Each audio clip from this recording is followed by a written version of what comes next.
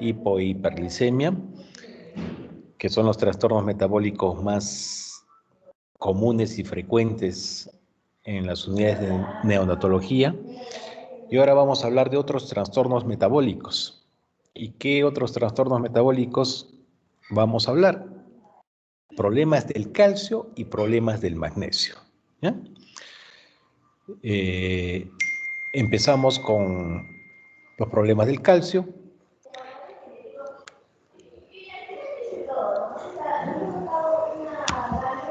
Hipocalcemia.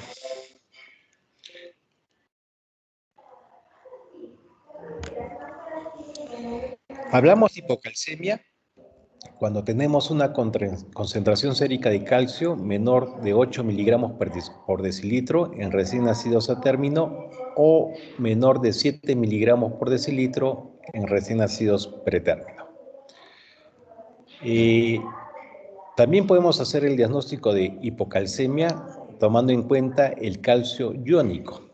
Y vamos a hablar de hipocalcemia cuando el calcio iónico es menor de 3 o en algunos otros textos van a encontrar menor de 4.4 miligramos por decilitro.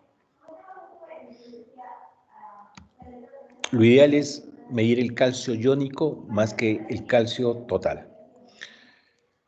Etiología. Causas de la hipocalcemia. Tenemos un comienzo temprano, una hipocalcemia temprana, y también tenemos una hipocalcemia de comienzo tardío. Hablamos de hipocalcemia temprana, aquella que ocurre en los primeros 2 días de vida, e hipocalcemia tardía, aquella que ocurre después de los 3 días de vida, 3 o más días de vida. En el caso de la hipocalcemia temprana, la causa habitualmente es la prematuridad, recién nacidos con una edad gestacional menor de 37 semanas de edad gestacional, recién nacidos con retardo de crecimiento intrauterino, pueden ser a término, también podrían ser prematuros, recién nacidos hijos de madre con diabetes y recién nacidos que cursen con asfixia perinatal. Esas son las causas más comunes de una hipocalcemia temprana. Ahora, hipocalcemia de comienzo tardío. Eso lo vamos a ver en recién nacidos, que no es lo común, pero a veces pudiese ocurrir que tengan una ingesta de leche de vaca, ¿sí?, o una ingesta de leche artificial con una carga demasiado alta de fosfato. Recién nacidos que estén ingiriendo este tipo de alimento, sí, podría condicionar a que cursen con hipocalcemia.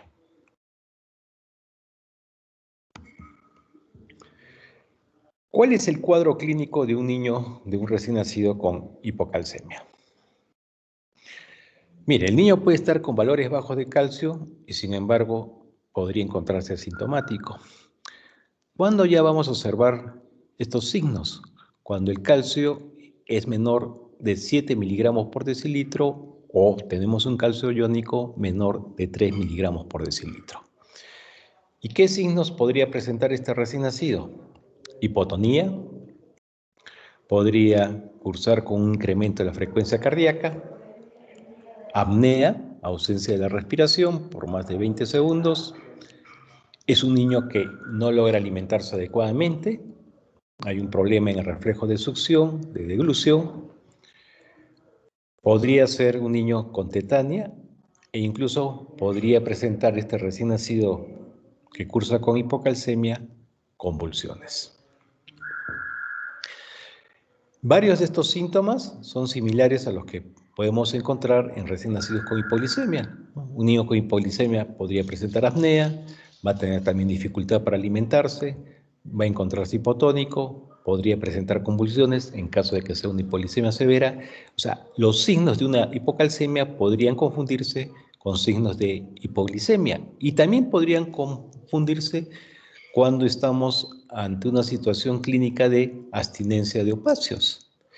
A veces son niños prematuros con membrana, con bronconeumonía, tienen que ser ventilados y para que se acoplen mejor a la ventilación, bueno, nosotros le tenemos que dar algún opiáceo y luego cuando retiramos estos opiáceos de manera brusca, el niño de pronto pudiese presentarme estos signos clínicos que nos hacen confundir con una hipocalcemia o incluso con una hipoglicemia.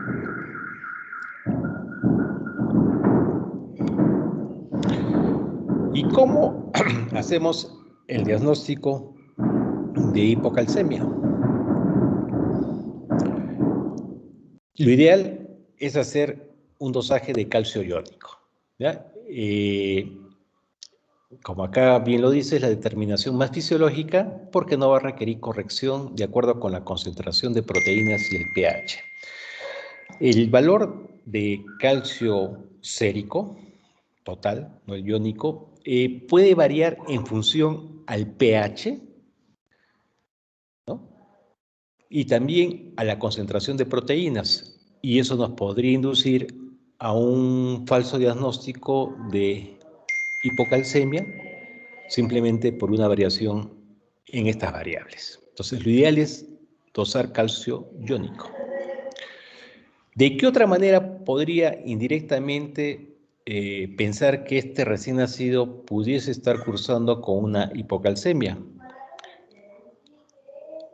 Haciendo un trazado electrocardiográfico, y si encuentro una prolongación del intervalo QT en este electrocardiograma, bueno, eso se suele encontrar en hipocalcemias.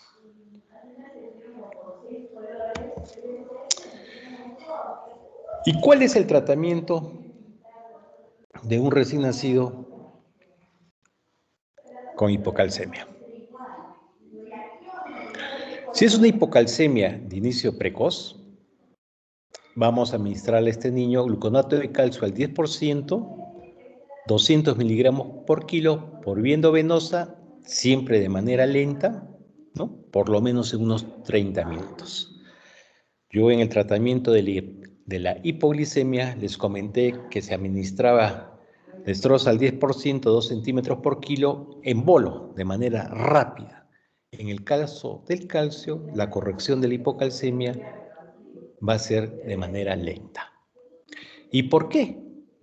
Porque la infusión demasiado rápida me puede condicionar a que este niño presente bradicardia, e incluso a veces bradicardia tan severa que entra en parada cardíaca. Entonces, el calcio en recién nacidos, y no solo en recién nacidos, también en niños, en adultos, nunca lo administramos de manera rápida, en bolo, sino lentamente.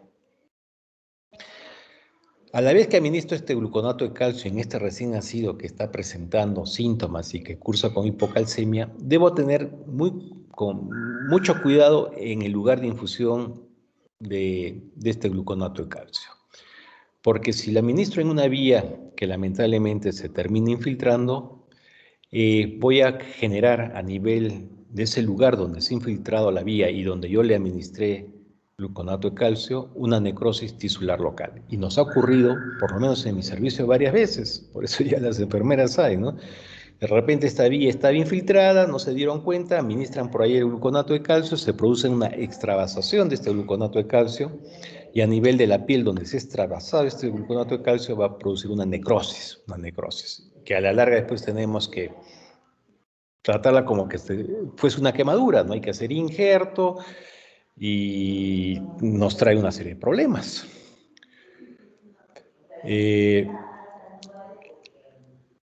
Como en mi servicio ha ocurrido varias veces, y hemos tenido problema legal por esto, las pobres enfermeras se han ganado con este lío,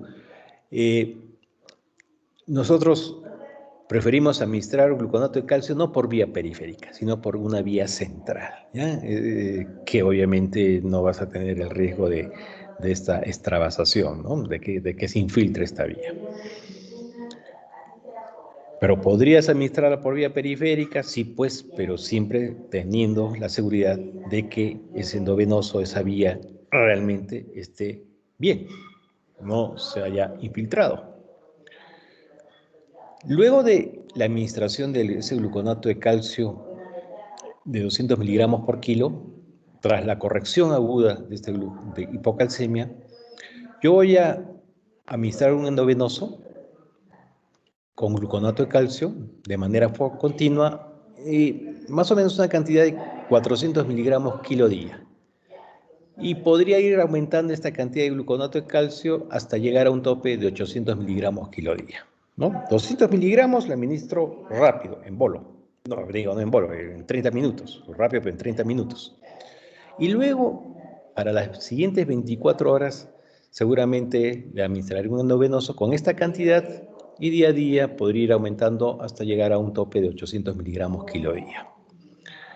Ahora, si no estoy ante una hipocalcemia de inicio precoz, ¿no? Un niño asfixiado, un niño que ha visto con retardo, un prematuro, estoy ante una hipocalcemia tardía, el tratamiento ya no va a ser por vía endovenosa, sino el tratamiento va a ser con calcio por vía oral.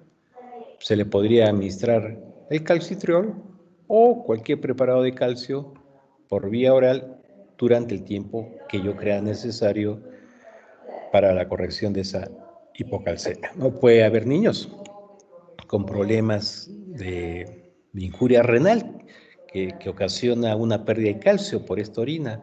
Bueno, y entonces probablemente ese niño, hasta que yo corrija ese problema renal, va a tener que recibir su calcio por vía oral. En pediatría ustedes van a ver niños con insuficiencia renal por una glomerulonefritis habitualmente y ven que de tratamiento se le está administrando un suplemento de calcio. Bien, hipercalcemia. ¿Cuándo hablamos de hipercalcemia? Cuando la concentración sérica del calcio total es mayor de 12 miligramos por decilitro o, si hablamos del calcio iónico, mayor de 6 miligramos por decilitro. ¿Y cuáles son las causas más comunes de esta hipercalcemia? La más común, miren, es la iatrogénica.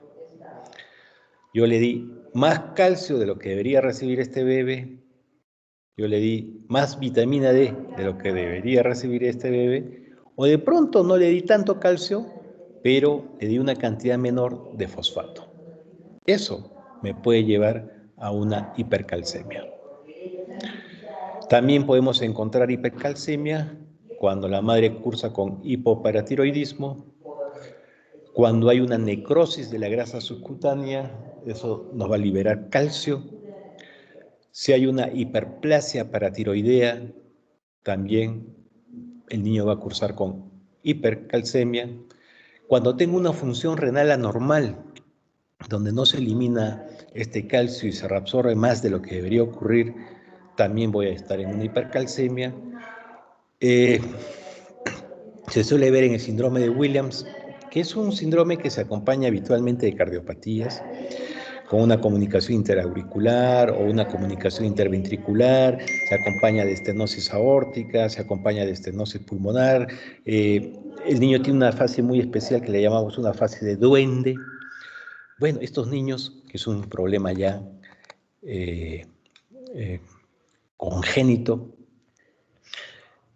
cromosomial, el niño, además de estos caracteres físicos, va a cursar también con hipercalcemia. Y hay otro grupo, ¿no?, que no tiene ninguna de estas causas y sin embargo el niño cursa con calcio elevado. Y en ese caso hablamos de una hipercalcemia idiopática. ¿Cuáles son los signos y síntomas que se suele ver en un niño con hipercalcemia? Habitualmente lo vamos a observar cuando el calcio sérico total es mayor de 12 miligramos por decilitro. ¿Y qué signos? Un recién nacido con falta de apetito, no se alimenta bien, no lacta bien. Miren, podría ser un recién nacido con reflujo gastroesofágico, un recién nacido que presenta náuseas, vómitos, recién nacido con letargo. Cuando es muy severa la hipercalcemia, el niño va a presentar incluso convulsiones, irritabilidad e hipertensión. Entonces, los signos, como ven, son bien variados. ¿Qué otros signos que un niño pudiese presentar con hipocalcemia, pero que no son tan frecuentes como los anteriores? Estreñimiento, dolor abdominal, podría desencadenar una deshidratación, una intolerancia alimentaria e incluso si no se corrige en su momento esta hipercalcemia, a la larga me va a llevar a un retraso de crecimiento. Estos signos que están enumerados en esta línea se suelen ver en niños más grandes, ¿no? No básicamente en recién nacidos, sino ya en lactantes. En lactantes básicamente vemos los signos que están enumerados en esta línea. ¿Cómo hacemos el diagnóstico? El diagnóstico tiene que ser obviamente con el dosaje de calcio. ¿Y cuál va a ser el tratamiento de esta hipercalcemia? Si estoy ante estos valores de calcio elevados, lo que tengo que hacer es administrarle una solución salina normal a este recién nacido por vía endovenosa, habitualmente una cantidad de 20 mililitros por kilo, acompañado de un diurético. El diurético lo que va a ocasionar, en el caso de estos diuréticos de asa, que es la furosemida, va a ayudarme a perder el calcio a través de este túbulo renal. O sea, voy a eliminar calcio en la orina. Y utilizamos la furosemida a una dosis habitual de 2 miligramos por kilo, obviamente por vía endovenosa. Algunas veces, cuando no logramos corregir esta hipercalcemia con la administración de solución salina más furosemida, tenemos que hacer uso de algún corticoide, podríamos usar la calcitonina e incluso bifosfonatos para el manejo de esta hipercalcemia.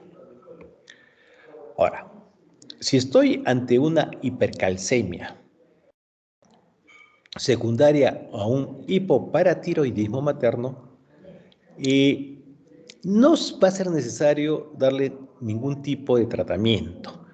Simplemente es una conducta expectante y seguramente que en la primera, segunda semana ustedes van a ver que ese calcio que estaba elevado y que habitualmente no te da mayores síntomas, ese calcio se va a normalizar. A la semana, a las 2 semanas, vamos a tener un calcio dentro de los rangos de normalidad sin ningún tipo de tratamiento. Y también a la par que yo le he administrado esta solución salina y furosemida, obviamente ese niño va a tener que alimentarse, va a tener que recibir su leche, pero yo debo procurar darle una leche artificial, pero con una cantidad baja en calcio y baja en vitamina D.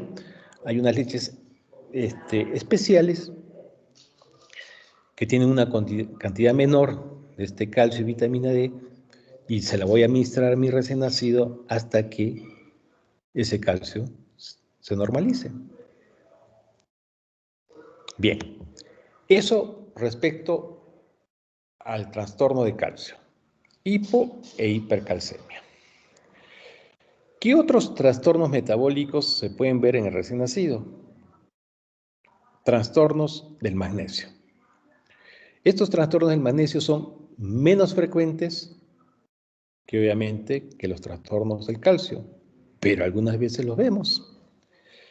Y vamos a revisar rápidamente estos problemas del magnesio. Hipomagnesemia. ¿Cuándo hablamos de hipomagnesemia? Cuando tenemos una concentración sérica de magnesio menor a 1.8 miligramos por decilitro. Y cuando dosamos magnesio, también en los laboratorios nos mandan la cantidad de magnesio expresada en milimoles por litro. 1.8 miligramos por decilitro equivale a 0.70 milimoles por litro. ¿Ok? Habitualmente los síntomas de hipomagnesemia se van a presentar cuando tengo un valor de menor de 1.2 miligramos por decilitro. Debemos recordar que la concentración sérica de magnesio, incluso la concentración de magnesio libre, ¿ya?, puede ser normal a pesar de la disminución de los depósitos intracelulares o óseos de este catión, de este magnesio, ¿no?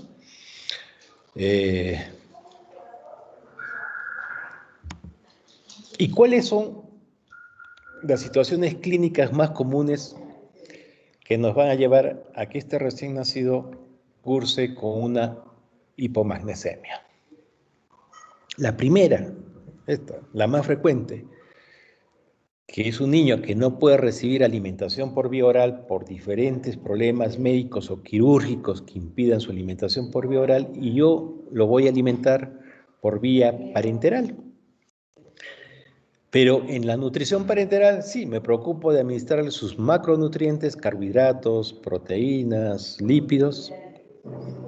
Me preocupo de administrar también micronutrientes, seguramente calcio, fósforo, los electrolitos, fierro, cobre, zinc, y no le doy mayor importancia al magnesio. Entonces, la causa más común de un recién nacido que presente hipomagnesemia es porque lo estoy nutriendo de manera parenteral y seguramente sin magnesio o una cantidad insuficiente de magnesio. Eso es lo más común. ¿En qué otra situación clínica este recién nacido pudiese presentar esta hipomagnesemia? Bien, hijo de madre con diabetes mellitus. Todos los problemas que nos trae la diabetes. Dentro de los que también ya les he mencionado, miren, también este niño podría concursar con una hipomagnesemia. O sea, no solamente hipoglicemia, sino también podría llevarnos a una hipomagnesemia, y han visto que también nos podría llevar una hipocalcemia. Recién nacido con retardo de crecimiento intrauterino. Es fácil de entender, ¿no? Este niño está con sus depósitos de macro y micronutrientes deficiente, y por consiguiente no solamente me puede hacer hipoglicemia, por consiguiente no solamente me puede hacer hipocalcemia, también me podría hacer una hipomagnesemia. El hipoparatiroidismo también me puede condicionar a una hipomagnesemia. Cuando realizo una exsanguíneo-transfusión, también eso podría condicionarme al retirar, como retiro toda la sangre y en esa sangre está una serie de nutrientes, dentro de ellos el magnesio, eso también me podría condicionar a una hipomagnesemia.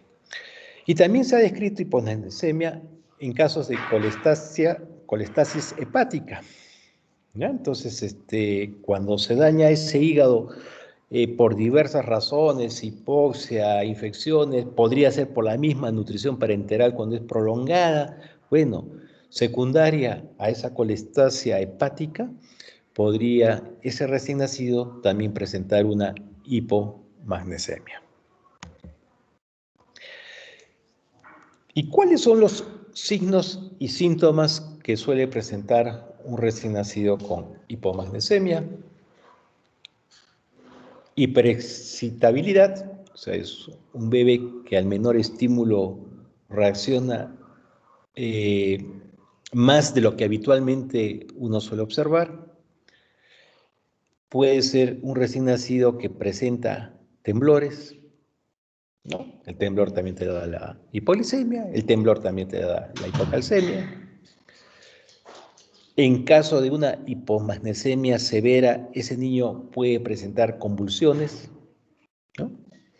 Nosotros en el servicio, cuando tenemos un recién nacido con convulsiones, obviamente pensamos en problema de asfixia, podría ser un problema infeccioso, una meningitis, pero también puede ser problemas metabólicos, ¿no? Y de inmediato nosotros estamos haciéndole un dosaje de glucosa que te puede llevar a convulsiones, le estamos haciendo un dosaje de calcio que nos puede llevar a convulsiones, le estamos haciendo un dosaje de fósforo que también me podría llevar a convulsiones, que no me va a alcanzar el tiempo para revisar los problemas del fósforo, y también hacemos un dosaje de magnesio, que el magnesio también nos podría llevar a la presencia de convulsiones. O sea, cuando revisen convulsiones en el recién nacido, tienen que pedir un dosaje de estos elementos. Una hipomagnesemia me podría llevar a una apnea, ¿sí? Pero también la podría llevar una apnea a una asfixia, me podría llevar a una apnea también un problema infeccioso, podría ser simplemente una apnea de prematuridad, podría ser por una presencia de una hipolicemia.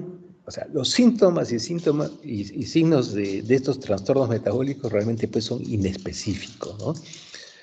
Pero hay que tenerlos presentes.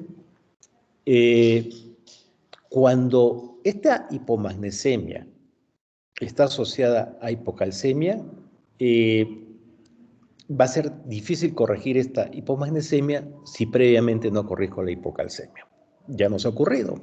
De pronto tuvimos un dosaje de magnesio bajo, ¿no? Este niño estaba muy irritable, se le administra el tratamiento adecuado, que es el sulfato de magnesio, y vemos que el niño sigue con esa irritabilidad, hacemos un dosaje del magnesio y sigue el magnesio bajo. Oye, ahí sí, ya sabe, el residente, el interno, pide también un dosaje de calcio, ¿ya? Y resulta que estaba el calcio bajo. Entonces hay que corregir la hipocalcemia y van a ver que cómo se corrige después la hipomagnesemia. El tratamiento. ¿Cuál es el tratamiento de una hipomagnesemia? Administración de sulfato de magnesio al 25%, esas son las ampollas que vienen a esa concentración, y de esa ampolla vamos a dar 0.25 a 0.5 mililitros por kilodosis. Puede ser por vía intramuscular o puede ser por vía endovenosa y se va a ir administrando cada 4 horas de acuerdo a los controles que haga de este magnesio. La corrección es rápida, ¿ya? No es como el gluconato de calcio que lo voy a administrar en 30 minutos. Sí, la corrección puede ser en bolo, se le puede administrar esta cantidad de sulfato de magnesio sin ningún problema. Recuerden esto que les decía, si el calcio es normal, con el sulfato de magnesio puede bajar la calcemia. ¿Ya? Entonces ahí tienen que tener cuidado. Cuando nosotros estamos manejando a un niño con hipocalcemia, le estoy administrando sulfato de magnesio, no solamente hago una medición del magnesio para ver si ya se corrigió, a la par estamos haciendo una medición del calcio. ¿Por qué? Porque el sulfato de magnesio, bueno, no voy a explicar fisiopatológicamente cómo ocurre, pero te va a disminuir el calcio sérico y por corregir la hipomagnesemia, de pronto estás ahora con una hipocalcemia. Entonces también ya lo saben nuestros residentes, cuando están corrigiendo su hipomagnesemia, no solamente piden control de magnesio, sino piden control de calcio para evitar este riesgo que el sulfato de magnesio te lleve a una hipocalcemia. Y si es así, de inmediato también se le está administrando su calcio. Cuando hablamos de hipermagnesemia, cuando el valor de magnesio es mayor de 2.8 miligramos por decilitro. ¿Cuáles son las causas más comunes de hipermagnesemia en el recién nacido? Tratamiento con sulfato de magnesio para la preeclampsia materna o parto prematuro. Ustedes en obstetricia van a aprender que nuestros ginecostetras, cuando la madre está cursando con estas enfermedades hipertensivas del embarazo, se le sube la presión arterial. Para bajar esta presión arterial, ellos utilizan el sulfato de magnesio. Y también hay estudios que han demostrado que este sulfato de magnesio puede prevenir el parto prematuro.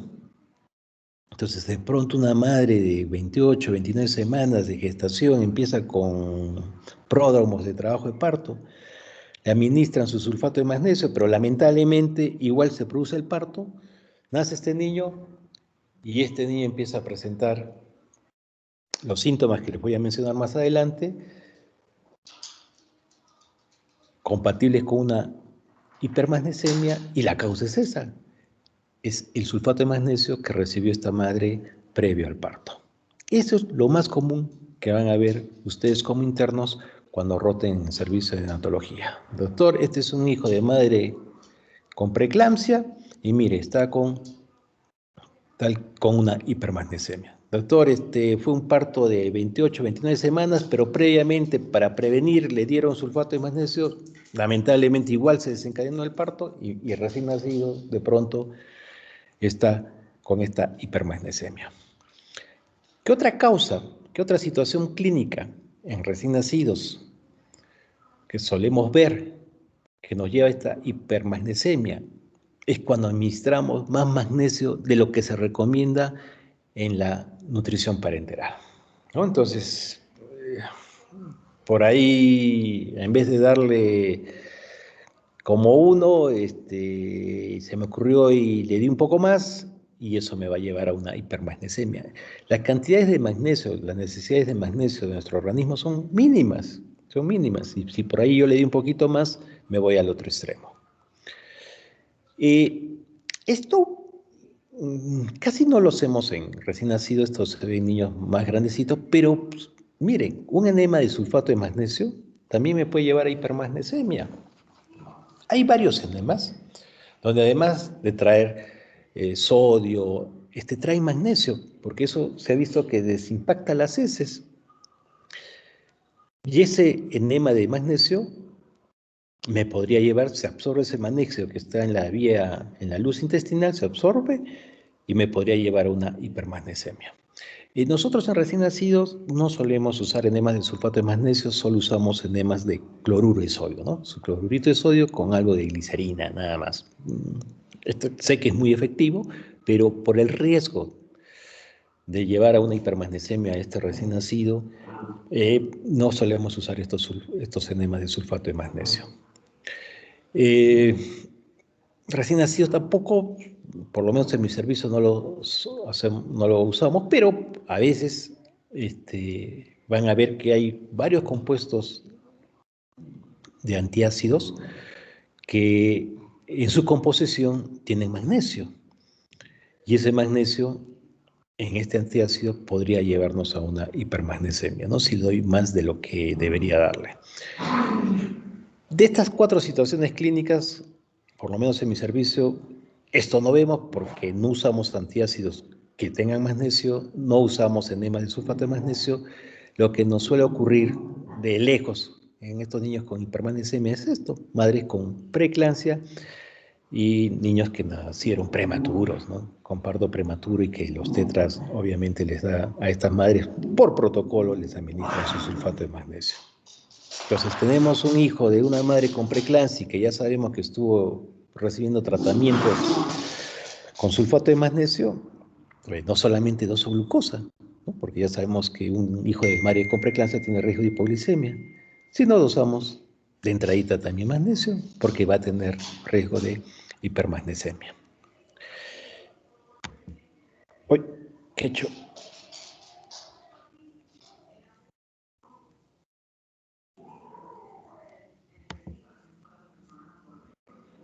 ¿Dónde estoy? ¿Qué he hecho?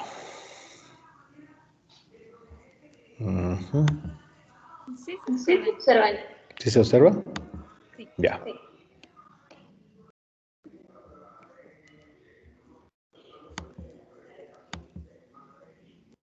Bien, ¿y cuáles son los signos y síntomas que vamos a encontrar en un niño con hipermagnesemia?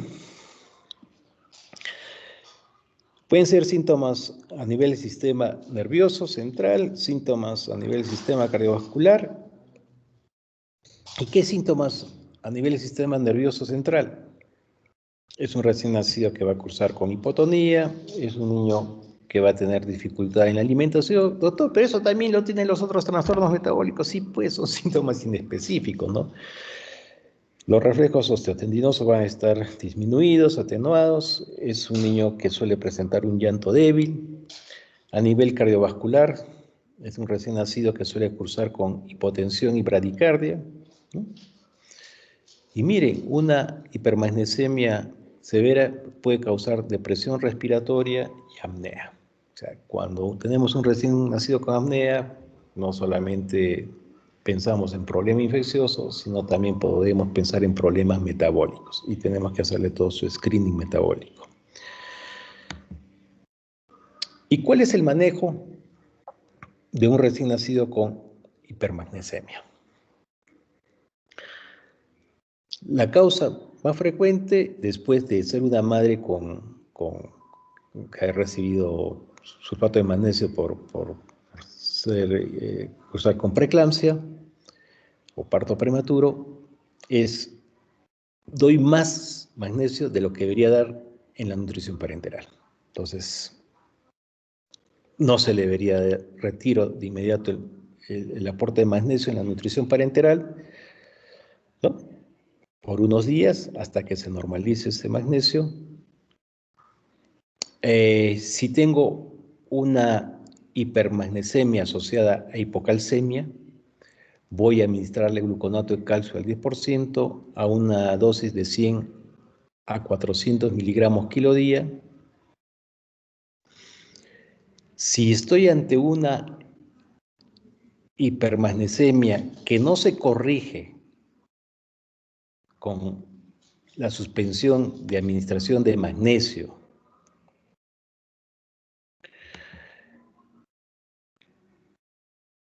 entonces, ¿qué tengo que hacer?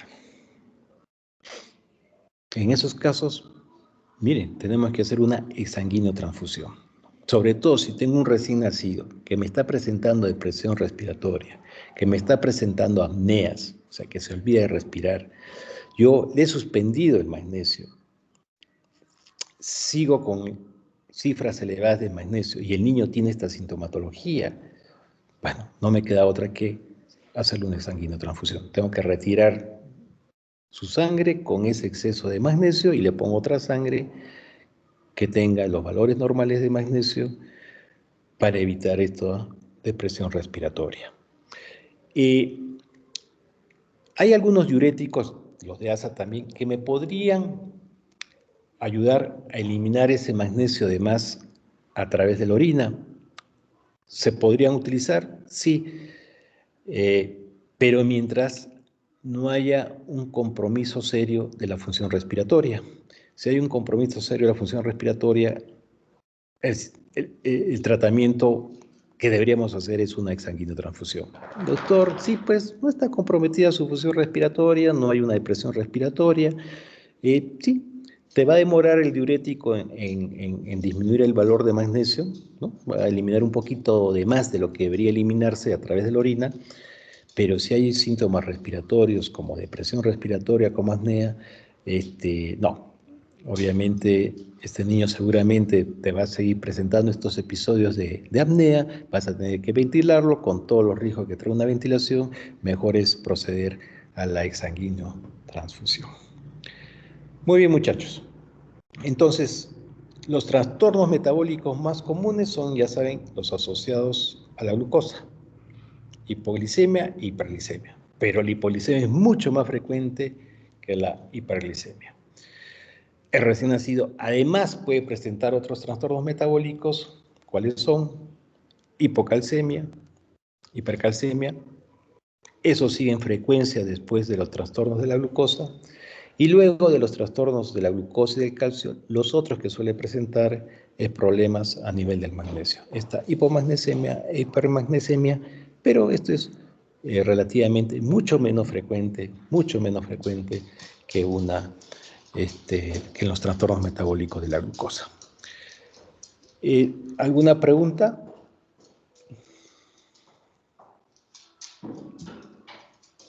Hemos terminado mucho antes de lo que debería terminar, creo. ¿No hay ninguna pregunta? Muy bien, entonces si no hay ninguna pregunta, nuestra siguiente clase es el día viernes, ¿no? No me acuerdo. Sí.